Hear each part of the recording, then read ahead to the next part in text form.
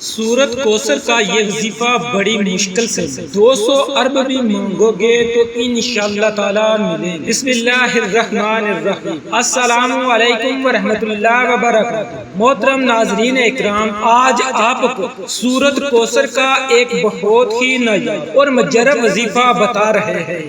آپ نے یہ وظیفہ صرف اور صرف 3 دن کرنا ہے۔ صرف 3 دنوں کے اندر آپ کی جو بھی بڑی سے بڑی حاجت ہو، جس بھی مقصد کے لیے آپ اس وظیفے کو پڑھو گے، آپ کا وہ مقصد انشاءاللہ 3 دنوں کے اندر پورا ہو جائے گا۔ آپ کا مقصد کوئی بھی ہو، آپ کی حاجت جتنی مرضی بڑی ہو، چاہے آپ کی پریشانی کوئی بھی ہو، آپ جس بھی مقصد کے لیے اس وظیفے کو پڑھو گے، آپ کا وہ مقصد انشاءاللہ تعالی 3 دنوں کے اندر پورا ہو جائے گا۔ لیکن واضح کر دیں کہ آپ نے یہ وظیفہ صرف جمعرات، جمعہ اور ہفتہ والے دن ہی کرنا ہے، یعنی جمعرات سے شروع کریں اور ہفتہ کے دن کو مکمل کریں۔ آپ نے 3 دن یہ وظیفہ کرنا ہے۔ انشاءاللہ یہ وظیفہ کرنے سے آپ کی ہر جائز حاجت پوری ہوگی اور آپ کی بڑی سے بڑی پریشانی ختم ہو جائے گی۔ آپ چاہے یہ وظیفہ اپنی خود کی شادی کے لیے کر رہے ہیں یا پھر آپ کی بیٹیوں کی شادی نہیں ہو رہی، اس کے لیے بھی کر رہے ہیں، انشاءاللہ تعالی آپ کو اس میں بھی کامیابی ملے گی۔ اگر آپ بے روزگار ہیں تو آپ اس کے لیے بھی یہ وظیفہ کر سکتے ہیں۔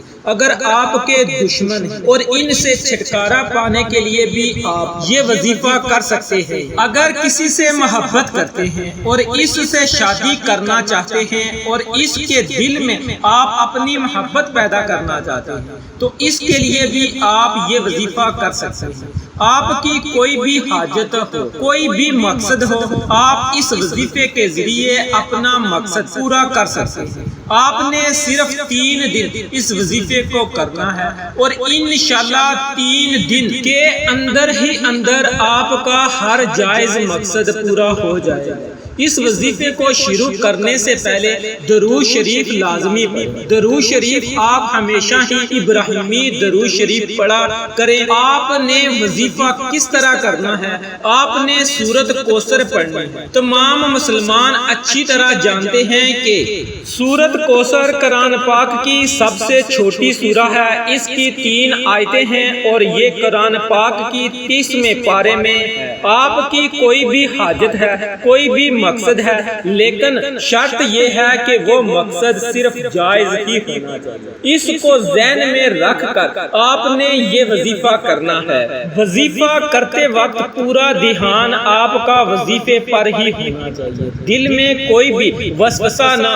انشاءاللہ اس وظیفے کو کرنے کے بعد آپ کی اللہ سے مانگی ہر دعا قبول ہوگی۔ آج کا وظیفہ خاص طور پر ان تمام بہنوں اور بھائیوں کے لیے ہے جو شدید پریشان ہیں، جو اکثر کہتے ہیں کہ ہم مالی طور پر شدید پریشان ہیں، ہمارے رزق میں رکاوٹیں ہیں، ہمارے رزق میں مسئلے مسائل ہیں، اور کہتے ہیں کہ ہم جس کام میں بھی ہاتھ ڈالتے ہیں ہمیں تو صرف نقصان ہی ہوتا ہے، ہمیں تو ایسا لگتا ہے کہ ہمارا رزق بالکل بند ہو چکا ہے، کوئی راستہ ہمیں سمجھ ہی نہیں آتا، اندھیرے میں ہی ٹامک ٹوئیاں مار رہے ہیں۔ آپ ہی ہمیں بتائیں کہ ہم کیا کریں، ہم ایسا کون سا خاص وظیفہ پڑھیں؟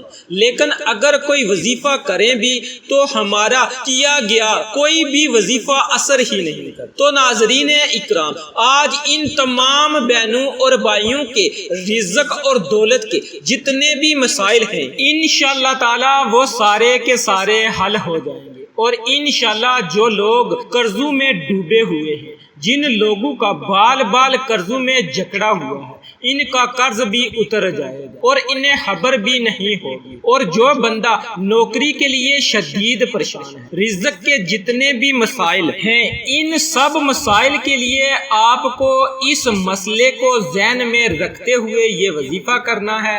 یہ وظیفہ آپ کسی بھی وقت اور کسی بھی جگہ پر کر سکتے ہیں، بے شک آپ اسے چلتے پھرتے کر لیں یا پھر جہاں بھی آپ موجود ہوں، کچن میں موجود ہوں، چارپائی پر ہوں، سفر میں ہوں یا گھر میں کوئی کام کر رہے ہیں، باہر کسی پارک میں چہل قدمی کر رہے ہوں یا پھر کھیتوں میں کام کر رہے ہوں، آپ بآسانی اس وظیفے کو کر سکتے ہیں۔ اس وظیفے کو پڑھنے کے لیے وقت کی بھی کوئی پابندی نہیں، کسی بھی وقت آپ یہ وظیفہ کر سکتے ہیں۔ کام کر رہے ہیں، دن یا رات، صبح و شام، بارش میں یا آندھی میں، غرض آپ ہر وقت کر سکتے ہیں۔ اگر آپ نوکری پر ہیں اور آپ اس سے مزید بہتر اور مزید اچھی نوکری چاہتے ہیں، یا نوکری پر آپ کے کسی سینئر کے ساتھ مسئلے مسائل چل رہے ہیں اور آپ چاہتے ہیں کہ میں ہی کامیاب ہوں، تو اس کے لیے بھی آپ یہ وظیفہ کرنا چاہتے ہیں، یا کسی بھی رزق کے مسئلے کے لیے آپ یہ وظیفہ کریں، لیکن اس مسئلے کو ذہن میں رکھتے ہوئے ہی وظیفہ کریں۔ آپ کو اس عمل کو کرنے سے پہلے نیت لازمی رکھنی ہے کہ مجھے فلاں قسم کا کام ہے اور مجھے اتنی رقم مل جائے، انشاءاللہ تعالی اللہ پاک آپ کو اس سے کئی درجے زیادہ عطا کر دیں گے۔ ناظرین اکرام، اس وظیفے کے اتنے فوائد ہیں کہ کسی نے جب بھی یہ وظیفہ کیا، اس کے فوائد اس کو اتنے ملے کہ اس نے پھر اپنی زندگی میں کبھی یہ وظیفہ چھوڑا ہی نہیں، اور پھر اس نے آنے والی ساری زندگی مستقل یہ وظیفہ کرنے کی عادت بنا لی، اور اب بھی وہ ان 3 دن لازمی یہ عمل کرتے ہیں۔ جب آپ لوگ سب سے پہلے یہ وظیفہ کرنے لگے تو کوشش کریں کہ آپ اس وقت بھی وضو کرنے کے بعد اگر آپ لوگ گھر میں موجود ہیں تو سکون سے ایک جگہ بیٹھ جائیں۔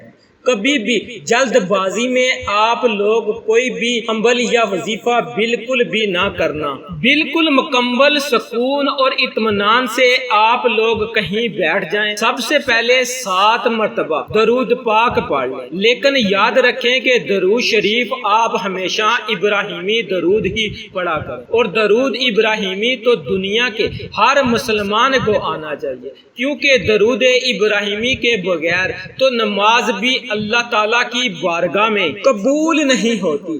آپ سب ایک مرتبہ میرے ساتھ بھی درود ابراہیمی پڑھ لیں۔ اللہم صلی علی محمد وعلی آل محمد کما صلیت علی ابراہیم وعلی آل ابراہیم انک حمید مجید۔ اللہم بارک علی محمد وعلی آل محمد کما بارکت علی ابراہیم وعلی آل ابراہیم انک حمید مجید۔ جب 7 مرتبہ آپ درود ابراہیمی پڑھ لیں تو آپ سورۃ کوثر کو 21 مرتبہ پڑھ لیجئے۔ ناظرین اکرام، جب سورۃ کوثر کو آپ لوگ 21 مرتبہ پڑھ لیں، اس کے بعد آپ کو 21 مرتبہ یا اللہ یا رحمان یا اللہ یا رحمان یا اللہ یا رحمان کا آپ لوگوں نے ذکر کرنا ہے۔ پھر اس کے بعد آپ دوبارہ سے 21 مرتبہ سورۃ کوثر پڑھیں، پھر 100 مرتبہ استغفر اللہ استغفر اللہ استغفر اللہ پڑھیں۔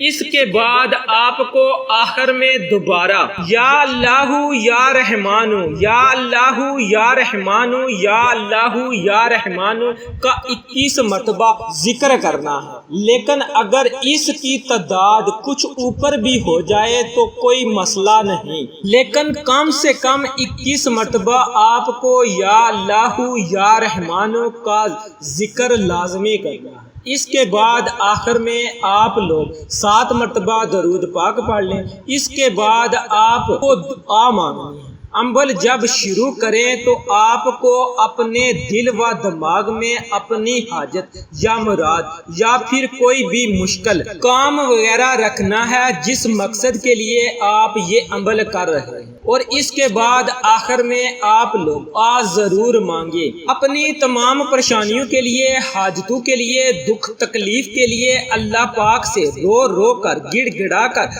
آپ ضرور مانگیں، انشاءاللہ تعالی اللہ پاک آپ پر بھی ضرور کرم فرمائیں گے۔ لیکن ناظرین اکرام، صدقہ لازمی دیا کریں۔ صدقے سے مراد ایسے محتاجوں اور ضعیفوں کو جن کی کوئی کمائی نہ ہو اور نہ ہی جن کا کوئی کمانے والا ہو۔ صدقے کے لیے بہترین یہ ہے کہ آپ اپنے قریبی ارد گرد کے ہمسایوں پر نظر دوڑائیں تو آپ کو کئی گھرانے ایسے نظر آئیں گے کہ جن کے پاس کچھ بھی نہیں ہے، لیکن وہ پھر بھی کسی دوسرے کے آگے ہاتھ نہیں پھیلاتے۔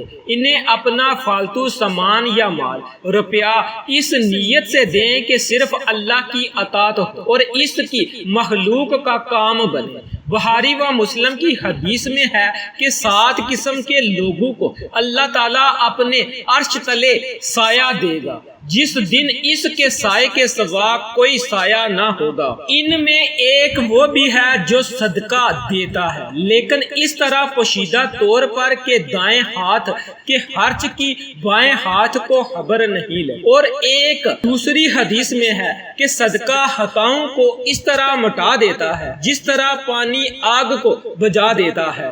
لیکن ناظرین اکرام، کسی بھی عمل یا وظیفے کے لیے بنیادی شرط یہی ہوتی ہے کہ مقصد جائز ہو اور عمل کرنے والا 5 وقت کا نمازی بھی۔ اگر آپ 5 وقت نماز پڑھیں گے تو انشاءاللہ وظیفہ بھی اپنا اثر دکھائے گا۔ اگر آپ نماز نہیں پڑھیں گے تو پھر وظیفہ بھی اثر نہیں کرے گا۔ لیکن اس کے ساتھ ساتھ پوری ایمانداری، سچے دل اور مکمل محنت سے اس پریشانی یا حاجت کے حل کے لیے کوشش بھی جاری رکھیں۔ انشاءاللہ اللہ تعالیٰ آپ کے حق میں بہتر فرمائے گا۔ آخر میں دعا ہے کہ اللہ تعالیٰ ہمارے اس وظیفے میں کی گئی کسی بھی قسم کی کوئی بھی کمی کوتاہی کو اپنے پیارے حبیب حضرت محمد مصطفیٰ صلی اللہ علیہ وآلہ وسلم کے صدقے معاف فرمائے اور ہمیں عذاب قبر اور حشر کی سختیوں سے محفوظ فرمائے اور قیامت کے روز اپنے عرش کے نیچے سایہ نصیب فرمائے اور نبی پاک حضرت محمد مصطفیٰ صلی اللہ علیہ وآلہ وسلم کی شفاعت نصیب فرمائے۔ آمین ثم آمین۔ اللہ تعالی ہم سب کا حامی و مددگار ہو۔ السلام علیکم ورحمۃ اللہ وبرکاتہ۔